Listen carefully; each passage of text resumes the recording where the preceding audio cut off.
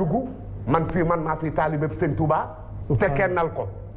s'il vous plaît keneen a ngi nii toog te kennal ko te polémique wala xam na kii li muy wax ne dëgg la. s'il vous plaît on va pas aussi. yéen ñëpp ngembu leen ngeen ñëw yéen ñëpp ngembu leen ngeen ñëw je suis seul contre tous mais ci dëgg laa koy teg. waaw may wax rek ne laa koy teg. li ñuy waxtaanee. je vais vous corriger un an. feebar la boo xam ne ci sunu société la samp ay reenam. d'accord ñu wax sax semaine passée que ne dañu dem ba maanaam dañu dem ba mu mel ne genre loi nekk lu ñu légaliser ba nga xam ne lépp loo xam ne nii nit mi ngi koy dox nit mi ngi koy wax wala mi ngi koy fexe rek soo seetee ba ca biir boo ubbee rek da nga gis war lalu ci biir. comme ni ko Aminata waxee nag il faudrait aussi que ñu savoir faire la part des choses. parce que bari na luñ fi luy war ak lu dul war. exactement comme j'ai eu à le dire.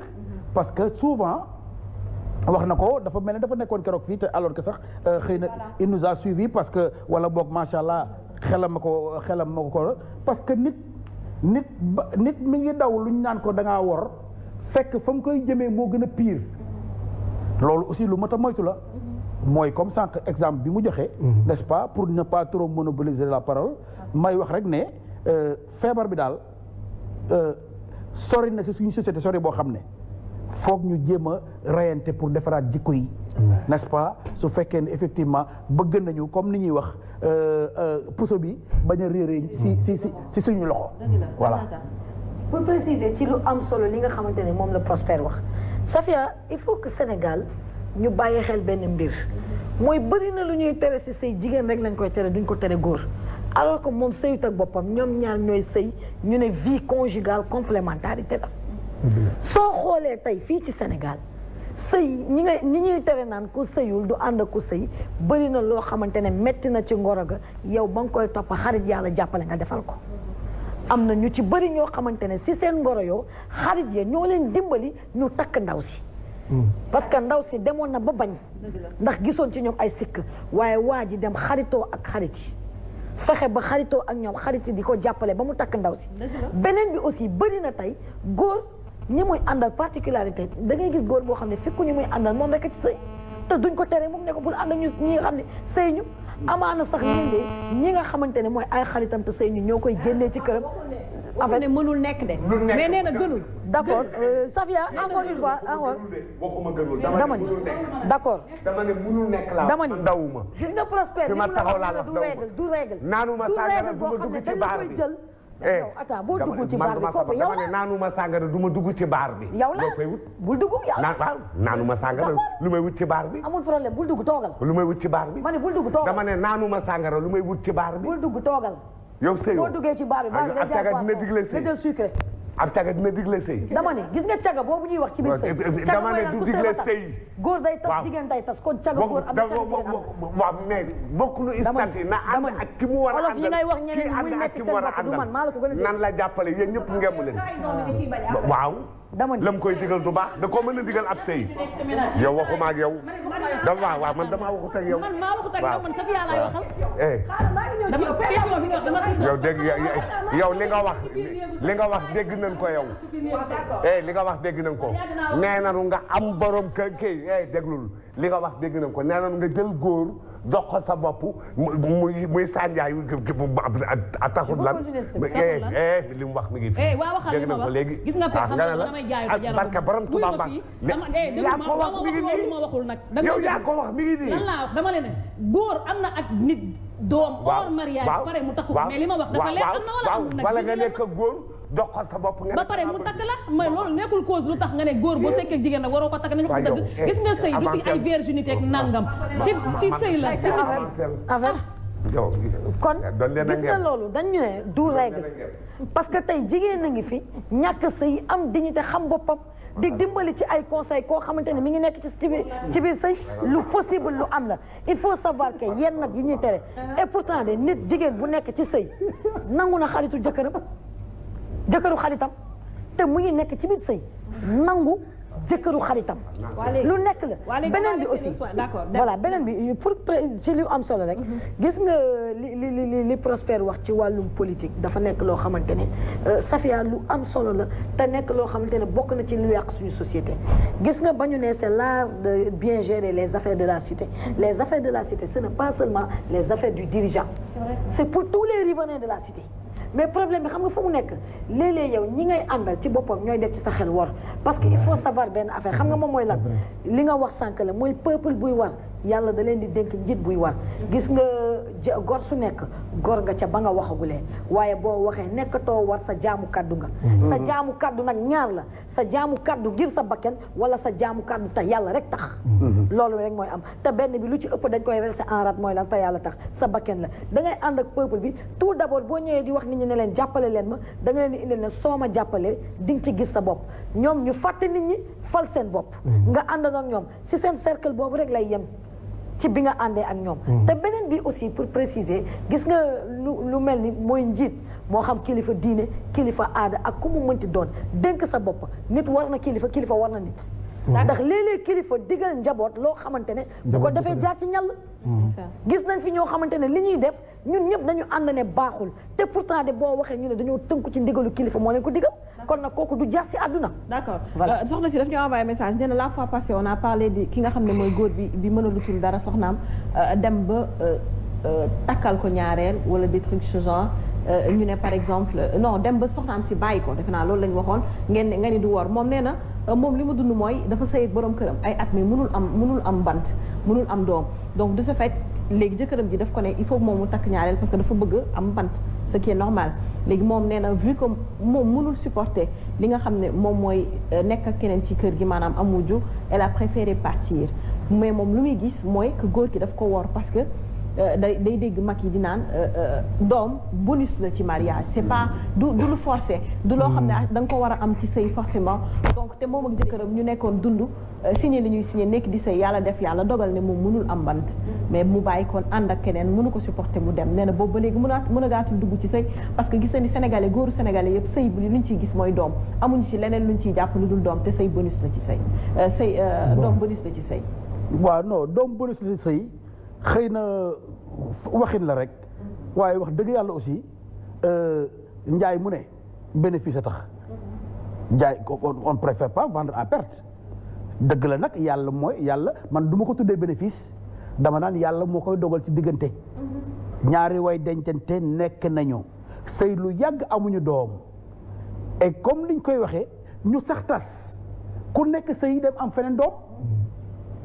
du jeex mais en ce mais pour le cas précis bi nga wax yow waaw moom mi bàyyi kay su fekkee dañu dem ba mun ñoo wax ne war am na moom mi bàyyi kay la ñuy wax moom parce que quand même war naa xam ne bi muy sëy ak borom këram même bu ñu amoon doom am na droit am beneen soxna am na droit am ñetteel am na droit am ñeenteel donc c'est pas forcément que dafa takk ñaareel rek que forcément que daf la wor parce que wor bi mi ngi doon nekk xëy na ci mu dugal la ci benn genre circuit boo xam ne ni yow sa bopp da ngay xam ne kii kat ci tànk war la lal.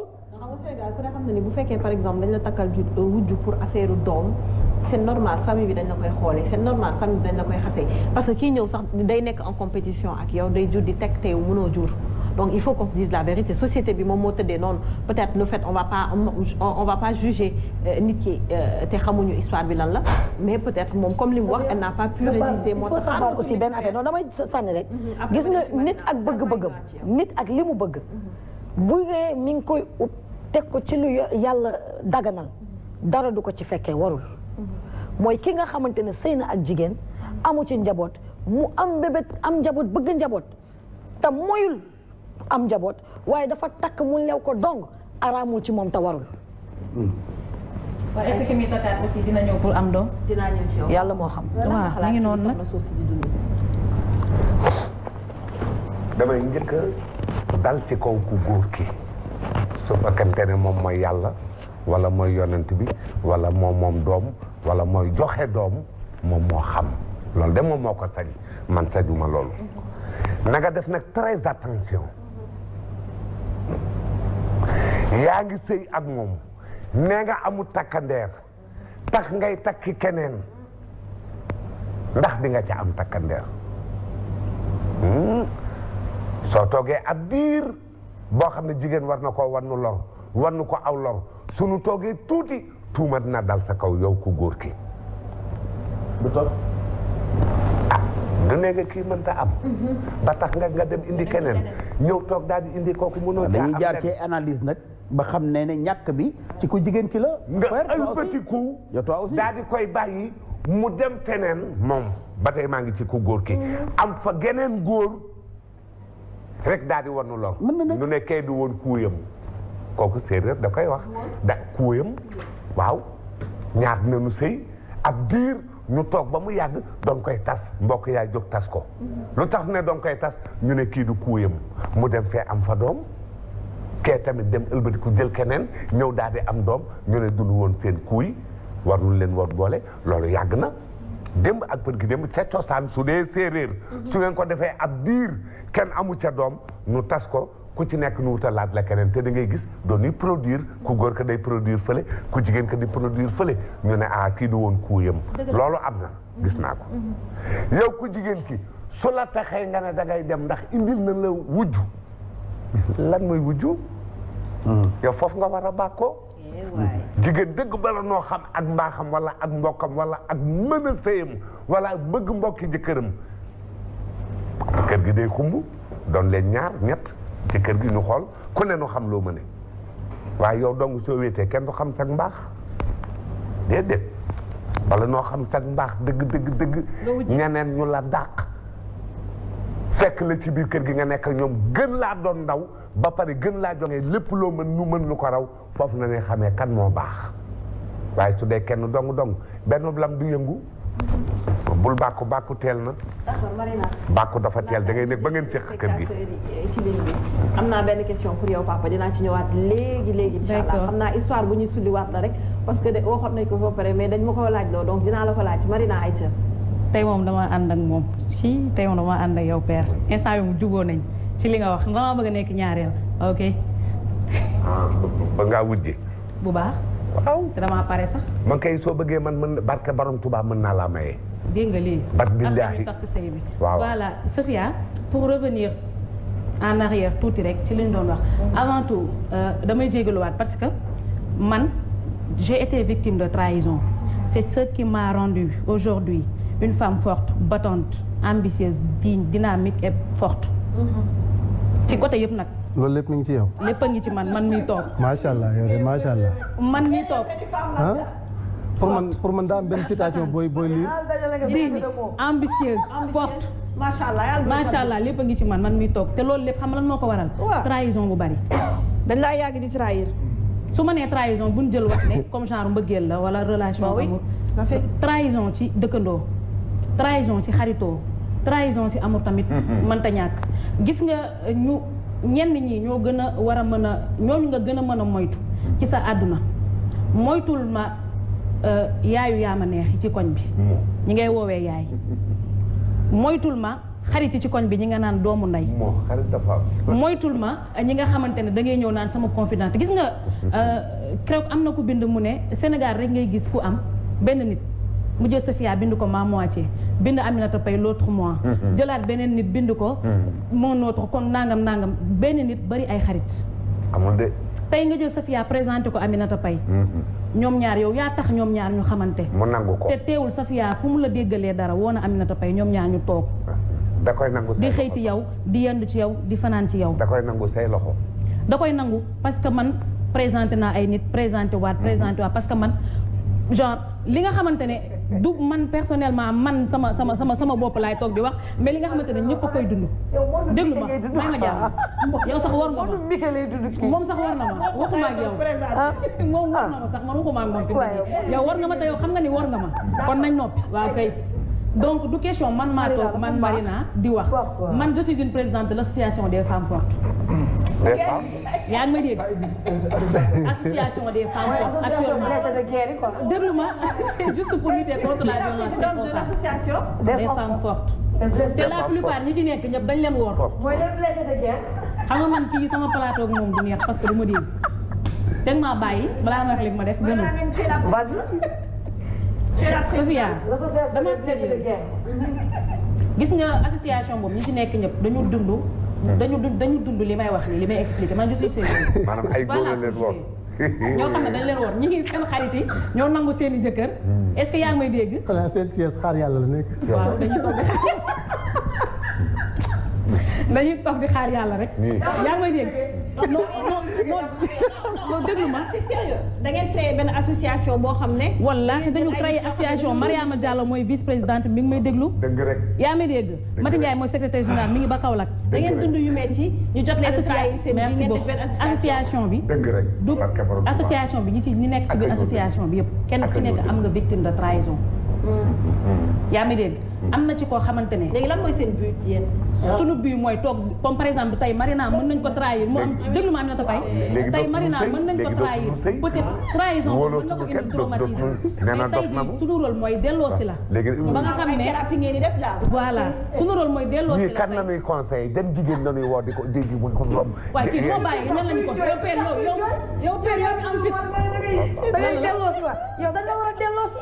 ay xam nga ne problème bi dégg comprendre leen ma li may wax parce que li may wax yéen a ngi ko jàppee joué te man joué wu ma damay man je suis sérieuse parce que dama toog di défendre pas man Marina maa toog di défendre sama bopp dama toog di défendre ñëpp parce que gis nga wor Safia dafa bari actuellement fii ci société sénégalaise bi ñuy dund yaa ngi dégg ci société bi wax naa ko sànq ci entre xarit ci maire yi ci koñ bi ñi nga xamante ne ñoom ngay woowee yaay te duñu yaay tey bi may ñëw wallaahi enzim laa la wax du ma toog ci télé di wax loo xamante ne amul dafa am ko ma woo téléphone parce que dama statut que ni maa ngi ñëw fii muy ko téléphone am woo ma ni ma Marina ngir yàlla yonent bi dama la ko ñaan boo demee lii nii nang moo ko waxal dafa am koo xamante ne moom dafa nekk ci biir koñ bi dëkk ci biir koñ bi jël benn maire def ko yaay problème bu mu am ñëw wax ko fu mu dem wax maire bi moom ana yaay yaayam mi ngi dund mais dafay am ñoo xam ne ay yaayu yaama ne am na jëkkër amul jëkkër moom laa expliqué nii da nga may déglu pour boo mënee comprendre après soo amee loo koy wax nga wax ko moom mu dégg dégg voilà mu jël mère bi di ko def yaay def ko xarit def ko lépp am na yaay mais kenn ku ci nekk da ngay nekk ci koñ yàlla boole la ak kenn comme xarit ak ñëpp mère bi tey lan la ko def ni ko sa copain bi nu tudd ma yóbbu la ci sëriñ pour nga fexe mu takk la mu wax mère bi turu copain mère bi dem ci sëriñ bi dëddale ko yàlla def muy wut ñaan ba dem ci sëriñ bi ko mère bi yóbbu woon di ñaan lu diggante ma copain am sëriñ bi ni ko ndax diw mii nga fi indi moom la mu ne ko diw ñëw na fi pour dëddale leen yaa ngi dégg parce que man li may wax dañ ma ko wax dund ma ko dañ ma ko expliquer moo tax ma ñëw toog am fiti du ko wax te ki ma ko wax man xam naa ne li muy wax du koo dund mën naa la jox benn conseil s'il te plaît nga après nga yeggali waaw dama bëgg nag ngeen delloo si seen xel ci Sénégal bi ñu nekk deretu bopp du mooy mbaggu borom nit mënoo dund ci dul adduna boo xam ne sa nday mi ngi fi say mag ñu ngi fi waaw moom laa expliqué mais gis nga man nga dafay tey dina am sax sa meilleur ami il faut savoir une chose non di dénk sa bopp ak jàmm sax sa meilleur ami tey jii nga koy confier loo xam ne nga ko confier sa sœur ndax daf ñuy bëgg di gëmloo yu amul Safia tu lan la ñu wax vivez heureux pour vivre heureux non non xamal nga problème bi gis nga kii su jàppee ne man li may wax peut-être man la wala genre dama ko bàyyi mu wax de je parle pas de toi je personnalise pas mais dama wax dans le cadre général dañ ne pour vivre heureux il faut vivre en cachette dafa am loo xamante ne kenn waru leen yéen a war seen bopp Biram dafa wax sànq lu am solo dangay tasaare sa bopp ba pare génn naan dañ ma mais balaa ngaa xam xamadi xaw laa rey am na dafay gis nga nit ki ngay ñëw di ko confier sa secret may ma yeggali parce que li ngay wax c'est trop beau pour être vrai mooy sa yaay mënul dund ñun ñëpp li ñu la laaj mooy ana yaay sa yaay mënul dund sa koy bëgganteel nga dem di ko dénk ko yaayu jàmbur mu